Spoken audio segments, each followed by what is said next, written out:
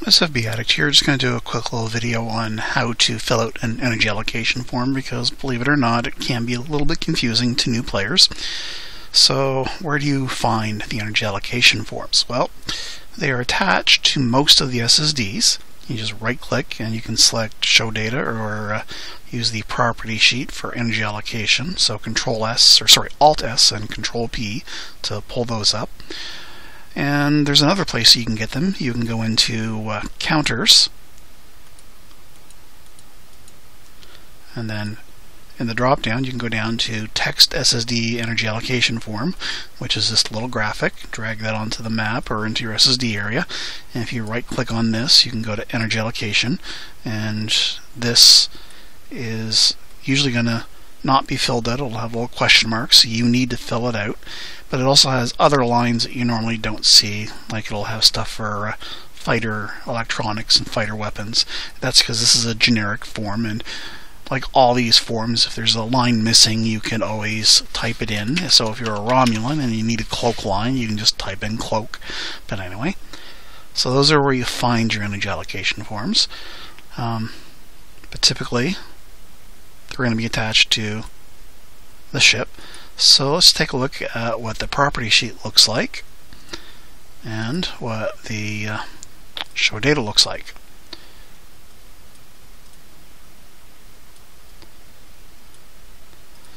Okay, so the show data is a spreadsheet and the property sheet is a window. Now currently with property sheets there's no way to do multiple columns, so it's just one column. So I've got across the top the header for all the turns, and each turn you can either label them as turn 2, turn 3, or you can simply try and line up the dividers, but that can get a little tricky after a while because some lines are going to be double digits and some lines are going to be single digits, and as you see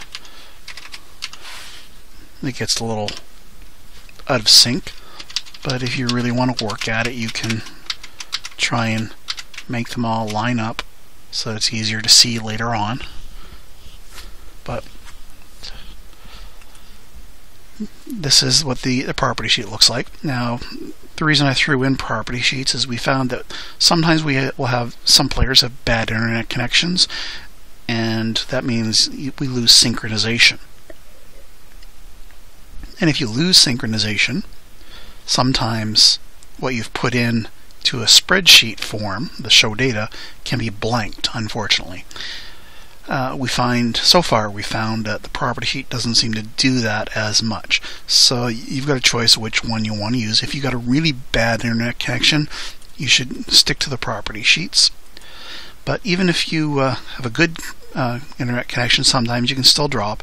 So if later on your energy allocation form is blanked, if you notice, you can come into the system, you can right click on your opponent's name, and there's an option here for synchronize, and sometimes that will bring the information back.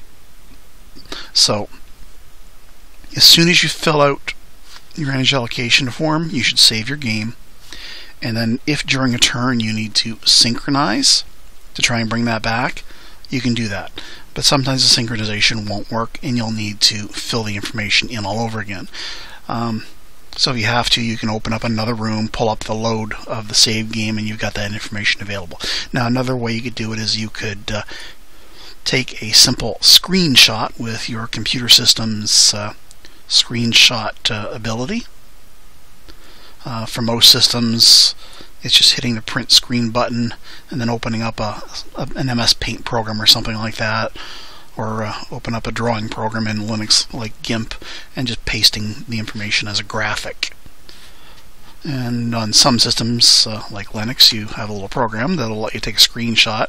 You select what it is you're taking a screenshot of, and then you can actually click save and save that image to a specific directory. But anyway, so that's how you can recover an energy allocation form. But anyway, let me move the map over so that we can see the energy allocation form and the SSD at the same time. So the first thing you're always going to want to do is double check the numbers. Make sure the number of warp impulse APR matches what's actually on the physical SSD. Yes, I know I've done a good job of filling all this in on most of them, but some of them I may or may not have made a mistake on, so always double check. And then you start filling out your turn. Now, these columns, unfortunately, you cannot individually make them wider or shorter. You have to stretch the entire window to do that. And one of the things that will happen when you first open the spreadsheets is you won't have this scroll bar on the side. You'll need to resize the window, and then suddenly the scroll bar will appear. And more often than not, the spreadsheet will be taller than your monitor is, so again you will have to shrink it down until it fits, kind of thing. But anyway, once you've got your energy allocation form open and it fits and you've verified your information, that's when you start filling it out. So the thing to remember here is that some lines generate power and some lines consume power, so you need to know which ones are which. So the battery available line is power that is there, held in the battery, that you can drain and use. The lines above up here is power generation, and this is just a simple total of that, and then you start allocating it. So depending on what weapon status you're coming in at, you may need to charge your phasers, or they're fully charged already. So if you're playing weapon status 3 and your capacitors are fully charged, you can type in a note. It doesn't have to be numbers, so you can say it's full and just leave it like that, or most people will just leave it blank, and then you start filling out your system. So this is a fed, so you can just start filling out numbers. We're going to say they're standards, I guess. And the next line is powering shields, so you need to look at your Starship data table, SSD table, and see what the shield cost would be. So on the ship it's a 2, and it's also got a cost for life support, and movement cost is also 1. So life support cost is 1, and active fire control for all ships is 1. And then you fill in the rest of your stuff. So out of 36, how much have we used so far? 2, 4, 6, 8, 10, 12 so far. So we have 24 left. Well, let's throw in, let's say, 18 movement. So we have 6 left. Well, we could come in holding some special shuttles, so we'll hold the Wild Weasel, hold the Suicide Shuttle. We have, what, 4 left? Let's throw that into reinforcement. So let's just double check the count here. So 2, 4, 6, 8, 10, 14, 24, 32, 33, 34, 35, 36, so the total power used is 36. And we have a phaser capacitor of 8 because we have 8 physical phaser 1s, and each phaser 1 is 1 point arm, so that means there's 8 physical points that can be held in a physical phaser capacitor kind of thing. So this is not power being used, it's just a notation. So here, everything below the battery available line to the active fire control line is power being consumed, and the rest is no keeping. Okay, so we filled that out, and we play our turn. Okay, well, next turn, let's say we took some damage. So instead of 30 warp available, let's say we have 28.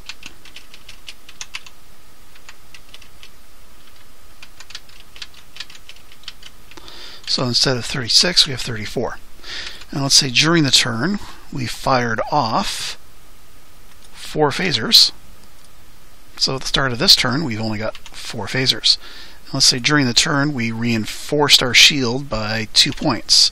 So instead of having 4 battery available, we only have 2 battery available.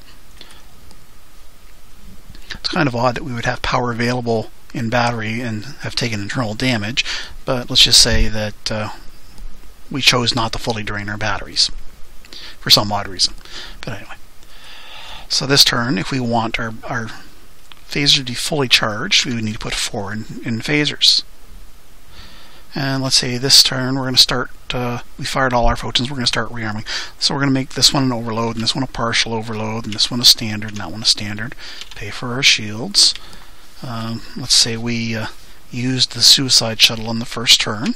So we're not paying for it now because it's gone. It's been used. Pay for our life support and our active fire control. So now we need to total up what we've used and find out what we've got left.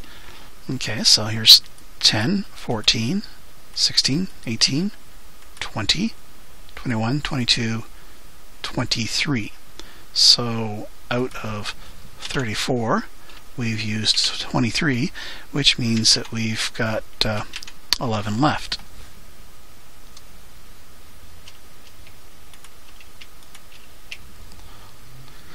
So we could do 11 movement. Well, 11's kind of slow. So instead of paying life support and active fire control out of warp power, let's drain these 2 batteries. Which means we have 2 more available for movement. We can go 13. Or we could decide not to fully recharge our phasers and instead do 13 or 3 there. Instead of going 13, we can go 14. And you can play with your numbers a bit. But once you're done, you need to tally it all up. So this is battery used, but is this battery used coming from our total of 34? No, it's actually coming from battery. So if you want to think of this, you can think of it as 34 plus 2 battery for 36.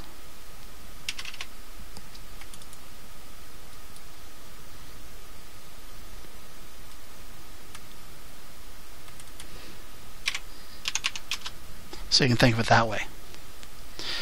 So this 2 isn't coming out of the 34, it's adding to the 34.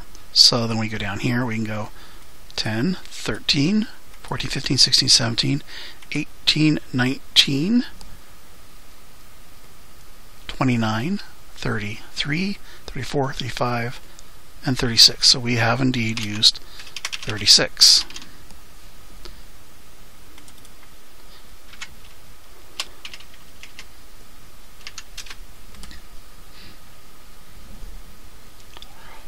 So our phaser capacitor says 4, but that's what was left over for last turn, but we've put 3 more in, so in reality we have 7 because we did 3 as a recharge. So if you want, you can do that sort of notation, but most people just leave it as the 4, knowing that this line up here gets added to what's down here for what's available through the turn. And then you play the turn. So that's how you can do your energy allocations. Now there's a few things to keep in mind once you know the rules. For instance, the high energy turn cost of this ship, it's going to cost 5 movement points to do an HET. But you've only got 4 battery total, and this turn we've only got 2. Okay, so let's drop this 6 down to 2, so we have 4 power available there. So instead of using this 2, we leave that, and instead we recharge it. So now we have 4 battery available. But well, that's normal warp, or sorry, that's normal power, and this, if we designate it as a recharge, it could be warp. But we need this to be warp as well, so we actually have to drain that by 2 and put that in by 4 for 4 warp, but you notice that we don't have 5 warp that we need for an HET, which means that we would have to contingently allocate 1 point to the high energy turn, so that during the turn we can drain 4 battery, which have now been recharged, add it to the 1 warp that's already there, and we can do an HET. And we could also do it for erratic maneuvering. Now, if during a turn we declare emergency deceleration, and if we do it early enough in the turn so that the 16 impulse no movement period goes by, and we're still within the turn, we could do a mid-turn speed change and use battery if you're using those rules to then start moving again. And if you have the warp power in the batteries, well, then you could use it to start moving. But if you were going to instead contingently allocate to, let's say, attack directly, if you declared emergency deceleration, that power would get wiped out along with your movement power. That's what emergency deceleration does. So that's what you can also use your batteries for, is to put warp or impulse power into the batteries. 3 warp, 1 impulse, so that if you do something like an emergency deceleration, you could then drain that movement power and do things like tactical maneuvering. But anyway, the key thing to remember here is that certain lines on the energy allocation form are generating power, and other lines are consuming power, and other lines are just simply a placeholder for power, or even for note keeping. But you need to know which ones are which. So these lines down here for phaser capacitors, phasers fired, and batteries used in a turn, these are just for notes, as is the total used line. That's just for note keeping.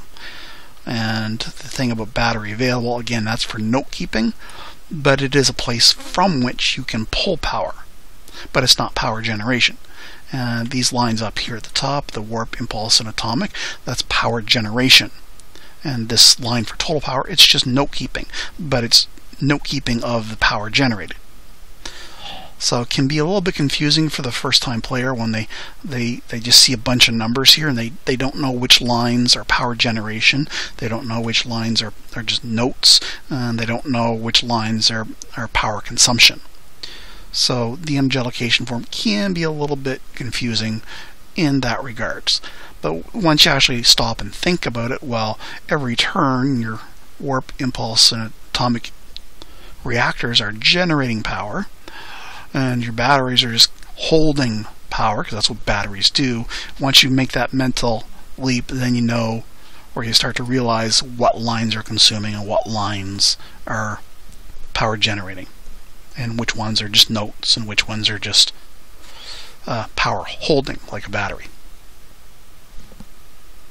Now, the thing about Starfleet Battles is that it is a sealed bid system.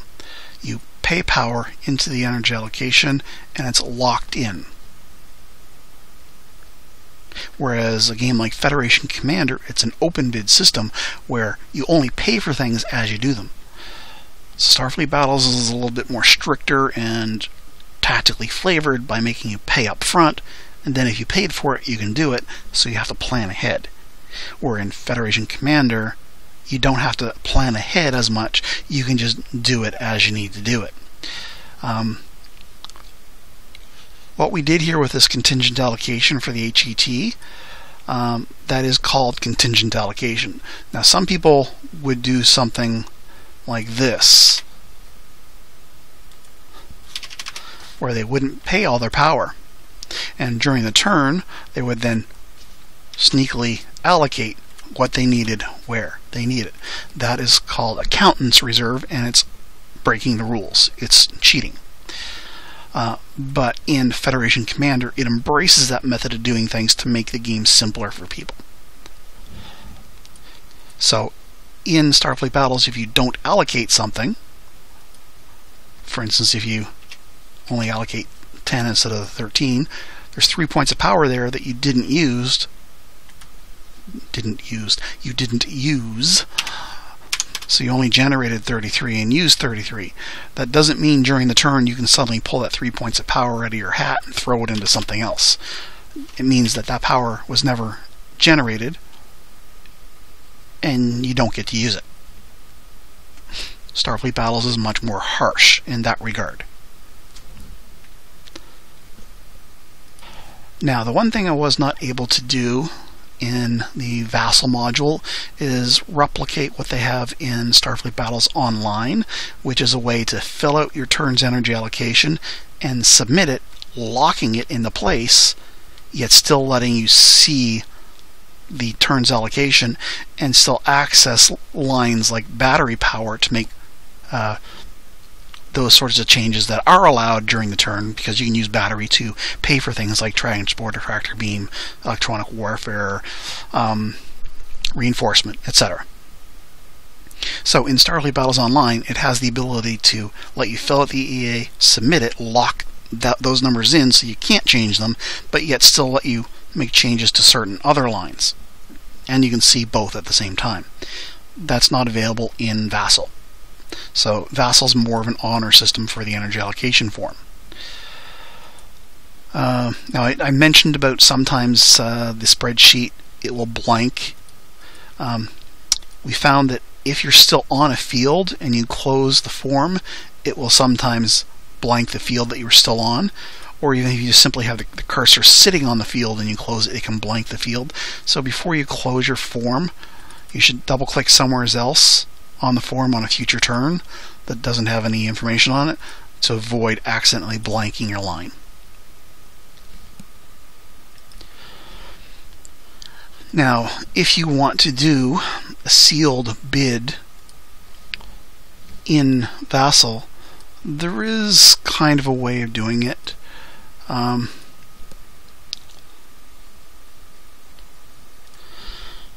But it's a little bit tedious. You can use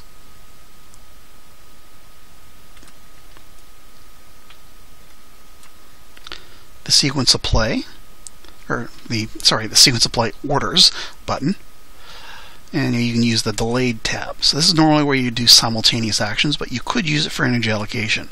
You just need to write it all in, kind of thing.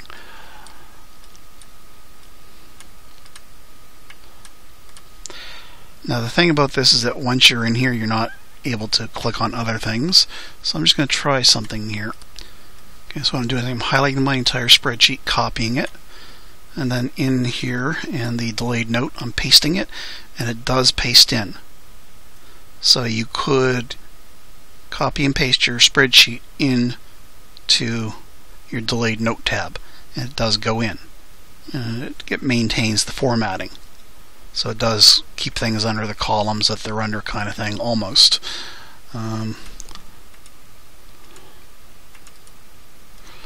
Here you can see phaser recharge full, and 3 is on turn 2. Well, here it did phaser recharge, and it pushed full over, so it's under the turn 2 thing. So it will maintain the columns, but not quite. You'll have to keep an eye out for things like that. But you could copy paste your entire energy allocation form into the delayed note and do that with your form. Just make sure that when you do it that you put it with a name, turn 1 EA, that's unique. And I was just wondering why my OK button was grayed out there. It was because I hadn't filled in a name. But anyway, so yes, you can copy paste your entire energy allocation form into a delayed note and then click OK, and it is there and it is permanent, and no, you cannot make a change to it. So that's one way of committing your energy allocation form so that your opponent can verify that you haven't surreptitiously made a change to it. And of course you must click save here to actually save the information that you've put in here, and when you do, it'll echo that you have created a message in chat. And you'll notice here there's no check mark for revealed, so your opponent can see that you've created the entry, but they cannot see the contents. But if you need to reveal it, you need to come back in here, highlight it, click this reveal button, and then check marks it, and here's the important part, you have to click save. And they'll echo that it has revealed it, and now your opponent can go in, and since it says revealed here on the check mark, your opponent can click on it, and then they can see the entire energy allocation form. But as you notice here, it looks blank because the scroll bars go to the far right and the far bottom, so they need to be aware that they need to scroll that back and up and then make the window bigger in order to see the information, and then even then you can make this as big as you want, but it still will leave this blank space up here and this blank space down here, so you still have to scroll back and forth and up and down to actually see the information. But they can still, in here, they can still go in and probably do a Control A for all, Control C for copy, and then they can open up something like a notepad or a WordPad or a word processor doc and then paste it in that, and they can then see the information. But as you see here, it didn't keep the columns, but it did have the columns in here. It's not perfect, but you can do it. So there you go, a 25-minute free quick way of reviewing how to do or fill out your energy allocation forms. Anyway, have fun playing Starfleet Battles.